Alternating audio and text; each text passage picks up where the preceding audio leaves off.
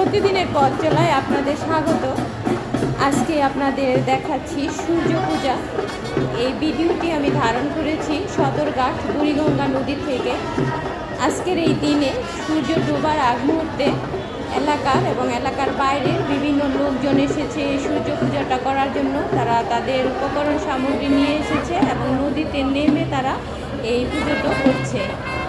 আমি আগে দেখি নাই এই সূর্য পূজা, আজকে হঠাৎই আমার চোখে পড়লো, তাই ভাবলাম আপনাদের সাথে একটু শেয়ার করে নেই যে কীভাবে তারা এই সূর্য পূজার আয়োজন করে। আপনারা সবাই ভালো থাকবেন। ধন্যবাদ আপনাদের সবাইকে।